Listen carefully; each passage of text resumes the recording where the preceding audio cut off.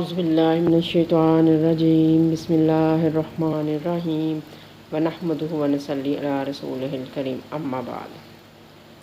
آج کی اس سٹنگ میں ہم رسول اللہ صلی اللہ علیہ وآلہ وسلم کی ایک ایسی حدیث پڑھیں گے جس میں رسول اللہ صلی اللہ علیہ وآلہ وسلم نے نیکی اور گناہ کی تعریف امت تک پہنچائی ہے۔ عن النواس بن سمعان رضی اللہ عنہ عن النبی صلی اللہ علیہ وسلم قال البر حسن الخلق والاسم ما حاک فی نفسک وکرہت ان یطلع علیہ الناس۔ حضرت نواس بن سمعان رضی اللہ تعالیٰ عنہ سے روایت ہے کہ نبی صلی اللہ علیہ وآلہ وسلم نے فرمایا، نیکی عمدہ اخلاق کا نام ہے اور گناہ وہ ہے جو تیرے دل میں کھٹکے اور تم ناپسند کرو کہ لوگ اس سے آگاہ ہو جائیں۔ اس حدیث کے پہلے حصے میں بر کو سمجھنا ضروری ہے۔ بر سے کیا مراد ہے؟ بر نیکی کو کہتے ہیں۔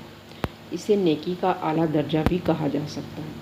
عام طور پر ہم نیکی کو عبادات سے وابستہ سمجھتے ہیں۔ اصل نیکی اللہ پر ایمان رکھنا، روز قیامت پر ایمان رکھنا، فرشتوں، الہامی کتابوں اور تمام نبیوں پر ایمان رکھنا ہے۔ نیکی کو صرف عبادت الہی تک محدود کر دینا درست نہیں۔ اللہ تعالیٰ سورۃ الذاریات میں فرماتے ہیں، وَمَا خَلَقْتُ الْجِنَّ وَالْإِنسَ إِلَّا لِيَعْبُدُونِ، اور میں نے جنوں اور انسانوں کو صرف عبادت کے لیے پیدا نہیں کیا۔ اس سے معلوم ہوتا ہے کہ جنوں انس کی تخلیق کا مقصد عبادت کے علاوہ کچھ اور ہے۔ عبادت کے لیے تو اللہ تعالیٰ کے لاکھوں کروڑوں فرشتے موجود ہیں جو ہر وقت حمد و ثنا اور رکوع و سجود میں مشغول ہیں۔ قرآن میں اللہ تعالیٰ نے نیکی کا معیار بتلایا ہے کہ نماز ادا کرو اور زکوٰۃ ادا کرو۔ زکوٰۃ کے مصارف بتائے تاکہ روپیہ چند ہاتھوں میں گردش نہ کرے بلکہ اس سے دوسرے مستحق افراد کی مدد ہو سکے۔ اپنے مال کو صدقات نافلہ اور واجبہ کے طور پر غریب، رشتہ داروں، یتیموں، مسکینوں، مسافروں، دست سوال دراز کرنے والوں، غلاموں اور قیدیوں پر خرچ کرنا لازم ہے۔ مال خرچ کرتے وقت یہ بات پیش نظر ہونی چاہیے کہ وقتی ضرورت کے ساتھ ساتھ یہ اہتمام کیا جائے کہ مستقل بنیادوں پر ان کے مسائل حل کیے جائیں تاکہ انہیں مانگنے کی ضرورت ہی پیش نہ آئے بلکہ اپنے پیروں پر کھڑے ہو سکیں۔ اگر کچھ رقم خرچ کر کے انسان کسی کے دل میں خوشی کے دیپ جلا دے تو یہی اصل نیکی ہے۔ اس کے چہرے پر مسکراہٹوں کے پھول کھلا دے، یہی نیکی ہے جو اسلام کا مقصد ہے۔ اگر انسان وسائل اور اختیار رکھتے ہوئے بھی کچھ مال خرچ نہ کرے تو یہ اس کے لیے وبال ہے۔ انسان فطری طور پر مال سے محبت رکھتا ہے۔ مال اور اولاد اس کے لیے آزمائش ہے۔ انسان نیکی کے بلند درجات تبھی حاصل کر سکتا ہے جب اپنی ان پسندیدہ چیزوں کو اللہ کی راہ میں خرچ کرے۔ اللہ تعالیٰ فرماتے ہیں، البر حتی تنفقوا مما تحبون، سورۃ آل عمران آیت 92۔ تم ہرگز نہ نیکی میں کمال کو پہنچ سکو گے جب تک اپنی پسندیدہ چیزوں میں سے اللہ کی راہ میں خرچ نہ کرو۔ یہاں تمام پسندیدہ چیزوں کو خرچ کرنے کا حکم نہیں بلکہ پسندیدہ چیزوں میں سے کچھ کا خرچ کرنا مراد ہے تاکہ بہتر چیزیں دوسرے لوگوں کے استعمال میں بھی آ سکیں۔ لیکن پرانی اور ضرورت سے زائد چیزیں بھی خرچ کی جا سکتی ہیں۔ شاید یہ پرانی چیز کسی دوسرے کے لیے نئی ہو اور اسے زیادہ فائدہ پہنچا سکے۔ تنگ دستی، شدت فقر، نقصان اور بیماری، لڑائی کے وقت صبر کرنا نیکی ہے۔ مشکل حالات میں بھی خرچ کرنے کی تلقین ہوئی ہے، یہی بر ہے، تاکہ اس کی برکت سے مصائب ٹل سکے اور مال سے محبت کم ہو۔ اولاد کو نیک راہ پر چلانا، دین کی خدمت میں لگانا بھی اپنی محبوب چیزوں میں سے خرچ کرنا ہے۔ یہی سب کچھ نیکی میں کمال یا بر کہلاتا ہے اور تبھی انسان در حقیقت نیک انسان بن سکتا ہے۔ رسول اللہ صلی اللہ علیہ وآلہ وسلم نے نیکی کی مزید وضاحت فرمائی اور اسے حسن خلق سے جوڑا تاکہ اس کی مکمل تشریح ہو سکے۔ خلق کی جمع اخلاق ہے۔ انسان کی پختہ عادتوں اور اس سے سرزد ہونے والی بے تکلف باتوں کو جو اس میں رچ بس جاتی ہیں اخلاق کا نام دیا گیا ہے۔ اچھی عادات اخلاق حسنہ ہیں۔ گوشت پوست کے بنے ہوئے انسان کی قدر و قیمت اور شخصیت کا معیار اخلاق پر منحصر ہے۔ دوسرے لفظوں میں انسان کا ظاہری اور باطنی کردار اخلاق کہلاتا ہے۔ اچھے اخلاق کو اخلاق حسنہ اور برے اخلاق کو اخلاق قبیحہ کا نام دیا گیا ہے۔ انسان دنیا میں اللہ سبحانہ تعالیٰ کا خلیفہ ہے، اس لیے اللہ تعالیٰ نے اپنے خلیفہ کے اخلاق کو مزین کرنے کے احکامات ایک فہرست کی صورت میں قرآن میں مختلف مقامات پر بیان کر دیے ہیں، اور اس کی عملی شکل رسول اللہ صلی اللہ علیہ وآلہ وسلم کی صورت میں پیش کر دی ہے تاکہ اتمام حجت ہو سکے۔ ارشاد ربانی ہے، لَقَدْ كَانَ لَكُمْ فِي رَسُولِ اللَّهِ أُسْوَةٌ حَسَنَةٌ، یقین جانو تمہارے لیے رسول اللہ صلی اللہ علیہ وآلہ وسلم کو بہترین نمونہ بنا دیا گیا ہے۔ رسول اللہ صلی اللہ علیہ وآلہ وسلم کے عمدہ اخلاق نے ثابت کیا ہے کہ تمام اچھے کردار اور کام عملی شکل میں انجام دینا ممکن ہے۔ اس کی وضاحت رسول اللہ صلی اللہ علیہ وآلہ وسلم کا ایک فرمان کرتا ہے، اِنَّ أَكْمَلَ الْمُؤْمِنِينَ ایمانًا احسنُہم خلقا، بے شک مومنوں میں سے کامل ترین ایمان والا وہ ہے جو ان میں اخلاق کے لحاظ سے سب سے بہتر ہے۔ رسول اللہ صلی اللہ علیہ وآلہ وسلم اس وصف میں سب سے بڑھ کر تھے۔ اللہ تعالیٰ نے آپ صلی اللہ علیہ وآلہ وسلم کی تعریف میں فرمایا، وَإِنَّكَ لَعَلَىٰ خُلُقٍ عَظِيمٍ، اور یقیناً آپ صلی اللہ علیہ وآلہ وسلم اخلاق کے بلند درجے پر فائز ہیں۔ اس سے ظاہر ہے کہ آپ صلی اللہ علیہ وآلہ وسلم کی شخصیت تمام اعلیٰ خوبیوں اور کمالات کا مجموعہ تھی۔ نبوت کے مقاصد میں حسن اخلاق کی تعلیم اول فریضہ ہے۔ مالک رضی اللہ تعالیٰ عنہ سے روایت ہے کہ مجھے رسول اللہ صلی اللہ علیہ وآلہ وسلم کی یہ حدیث پہنچی کہ آپ صلی اللہ علیہ وآلہ وسلم نے فرمایا، بُعِثْتُ لِأُتِمِّمَ حُسْنَ الْأَخْلَاقِ، مجھے اس لیے مبعوث کیا گیا تاکہ حسن اخلاق کو مکمل کر دوں۔ ایک مرتبہ آپ صلی اللہ علیہ وآلہ وسلم نے فرمایا، خوش خلقی ہی دین ہے اور افضل ترین عمل حسن اخلاق ہے۔ حسن خلق میں سچائی، امانت داری، رحم دلی، انصاف پسندی، شرافت، فیاضی شامل ہے۔ حقوق اللہ اور حقوق العباد کا ادا کرنا اور ان میں توازن رکھنا حسن خلق کی شان ہے۔ عبداللہ بن عمر رضی اللہ تعالیٰ عنہ روایت کرتے ہیں کہ رسول اللہ صلی اللہ علیہ وآلہ وسلم نے فرمایا، ان من خیارکم احسنکم اخلاقا، متفق علیہ، یقین جانو تم میں سے سب سے بہتر وہ ہے جس کے اخلاق سب سے بہتر ہیں، یعنی اچھے اخلاق والا مسلمان سب سے بہتر مسلمان ہے۔ اللہ کے رسول محمد صلی اللہ علیہ وآلہ وسلم اچھے اخلاق والے شخص کو سب سے زیادہ محبوب رکھتے تھے۔ عبداللہ بن عمر رضی اللہ تعالیٰ عنہ سے روایت ہے کہ رسول اللہ صلی اللہ علیہ وآلہ وسلم نے فرمایا، ان من احبکم الی احسنکم اخلاقا، البخاری، یقیناً مجھے تم میں سب سے پیارا وہ ہے جو سب سے زیادہ اچھے اخلاق والا ہے۔ اس حدیث کے دوسرے حصے میں بتایا گیا ہے کہ گناہ کسے کہتے ہیں۔ آپ صلی اللہ علیہ وآلہ وسلم نے گناہ کی تعریف یوں بیان کی ہے کہ گناہ وہ ہے جو تیرے دل میں کھٹکے اور تم اسے ناپسند کرو کہ لوگ اس سے آگاہ ہو جائیں۔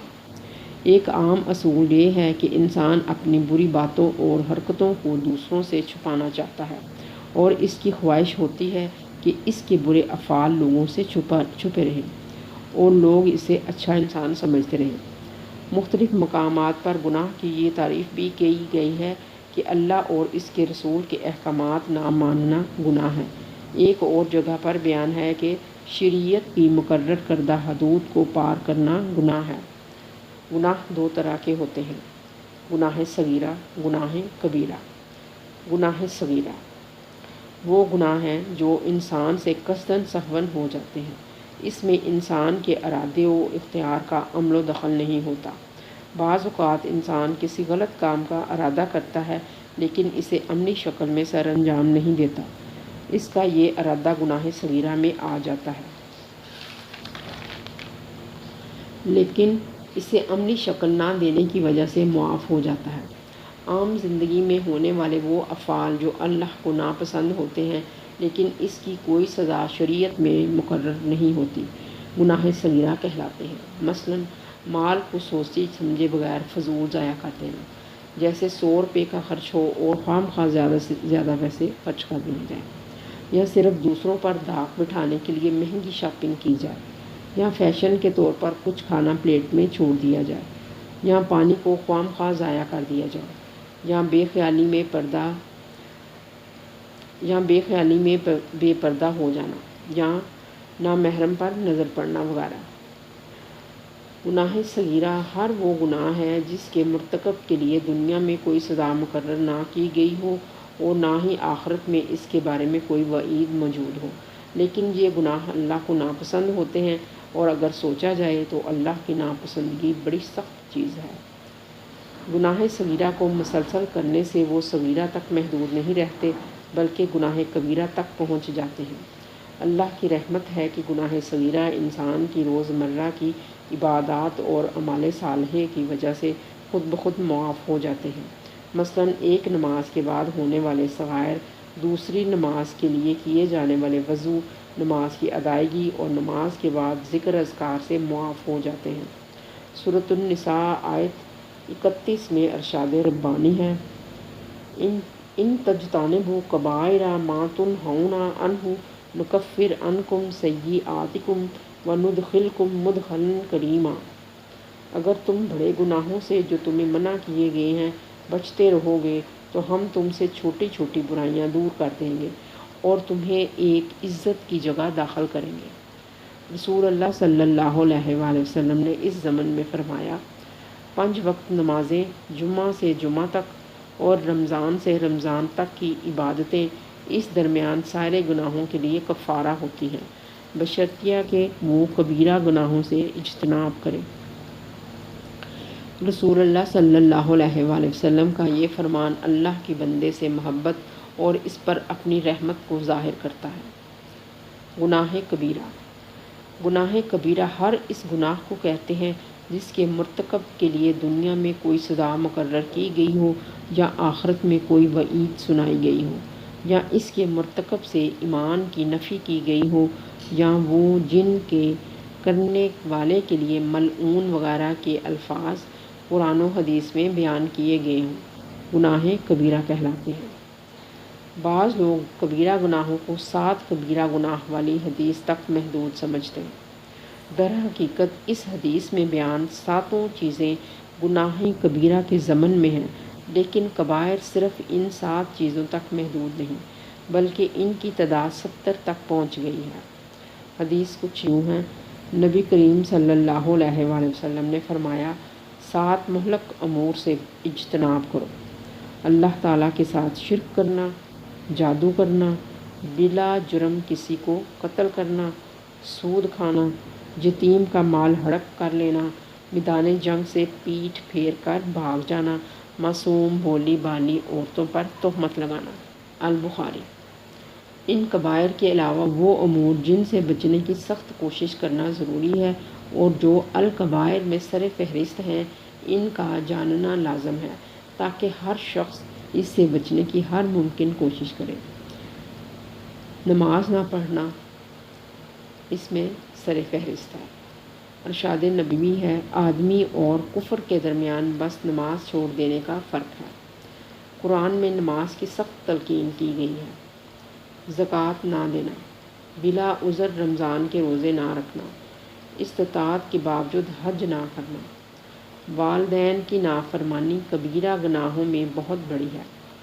ارشاد ربانی ہے، اگر وہ تیرے سامنے بڑھاپے کو پہنچ جائیں اور دونوں میں سے ایک یا وہ دونوں، تو ان سے اف بھی نہ کہنا اور نہ ان کو جھڑکنا، اور ان سے ادب کے ساتھ بات چیت کرنا، اور ان کے سامنے محبت سے انکساری کے ساتھ جھکے رہنا اور کہتے رہنا، اے میرے رب ان پر رحم فرما جیسا کہ انہوں نے مجھے بچپن میں پالا۔ رسول اللہ صلی اللہ علیہ وآلہ وسلم نے فرمایا، کیا میں تم کو کبیرہ گناہوں میں سے بڑے گناہ کو نہ بتا دوں؟ صحابہ کرام نے عرض کیا، ضرور بتا دیں اللہ کے رسول۔ آپ صلی اللہ علیہ وآلہ وسلم نے فرمایا، اللہ کے ساتھ شرک کرنا اور والدین کی نافرمانی کرنا اور جھوٹی گواہی دینا۔ البخاری۔ قطع تعلقی۔ عزیز و اقارب سے قطع تعلقی بھی گناہ کبیرہ ہے۔ آپ صلی اللہ علیہ وآلہ وسلم نے فرمایا، جنت میں رشتوں کو ختم کرنے والا نہیں جائے گا۔ آپ صلی اللہ علیہ وآلہ وسلم نے مزید فرمایا، رشتوں کو جوڑنے والا وہ شخص نہیں جو بدلے میں رشتے استوار کرتا ہے، بلکہ حقیقی معنوں میں رشتوں کو جوڑنے والا وہ ہے جو ٹوٹے ہوئے رشتے استوار کرتا ہے۔ اس لیے ہم پر فرض ہے کہ صلہ رحمی کریں اور رشتہ داروں کی ایذاء رسانی پر صبر و تحمل سے کام لیں۔ زنا کاری بھی گناہ کبیرہ میں شامل ہے۔ سورۃ بنی اسرائیل میں اللہ سبحانہ تعالیٰ فرماتے ہیں، اور زنا کے قریب بھی نہ جاؤ، یقیناً یہ بڑی بے حیائی اور بری راہ ہے۔ رسول اللہ صلی اللہ علیہ وآلہ وسلم نے فرمایا، آنکھ کا زنا دیکھنا ہے، اور زبان کا زنا فحش کلامی ہے، اور ہاتھ کا زنا پکڑنا ہے، اور پیر کا زنا چلنا ہے، اور کان کا زنا سننا ہے، اور نفس خواہش کا اظہار کرتا ہے، اور شرمگاہ اس کی تصدیق یا تکذیب کرتی ہے۔ چند دیگر الکبائر۔ اس کے علاوہ اللہ اور اس کے رسول محمد صلی اللہ علیہ وآلہ وسلم کی طرف جھوٹی بات منسوب کرنا، حکمرانوں کو اپنی رعایا کے ساتھ ظلم و ستم اور دھوکہ بازی کرنا، ظالمانہ ٹیکس وصول کرنا، تکبر، خود پسندی، شراب نوشی، جھوٹی گواہی دینا، جوا بازی، خیانت کرنا، چوری کرنا، راہ زنی کرنا، جھوٹی قسم کھانا، حرام خوری اور مال کے حصول کے لیے جائز و ناجائز کی تمیز نہ کرنا گناہ کبیرہ میں شامل ہے۔ خودکشی کرنا بھی گناہ کبیرہ ہے۔ اللہ سبحانہ تعالیٰ کا ارشاد ہے، وَلَا تَقْتُلُوا أَنفُسَكُمْ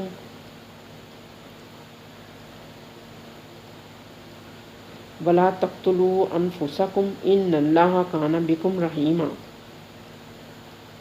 اور اپنی جانوں کو قتل مت کرو، بے شک اللہ تمہارے حق میں بڑا مہربان ہے۔ سورۃ النساء آیت 29۔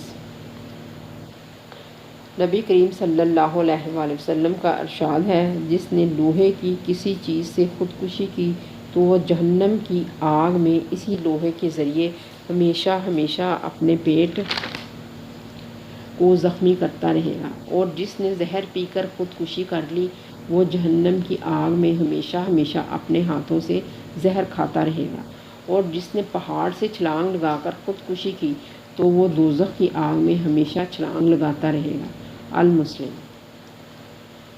چند کبیرہ گناہ یہ ہیں: جھوٹ بولنا، رشوت لینا، اسلامی قوانین کے خلاف فیصلہ کرنا، جانور کے چہرے داغنا، دنیا کے حصول کے لیے علم دین سیکھنا، تقدیر کا انکار کرنا، تجسس کرنا، چغل خوری، کمزوروں، غلاموں، بیویوں اور جانوروں پر ظلم کرنا، ناپ تول میں کمی کرنا، مردار اور سور کا گوشت کھانا، مسلمان کو کافر ٹھہرانا، صحابہ کرام کو برا بھلا کہنا، نسب میں عیب جوئی اور مردوں پر نوحہ کرنا۔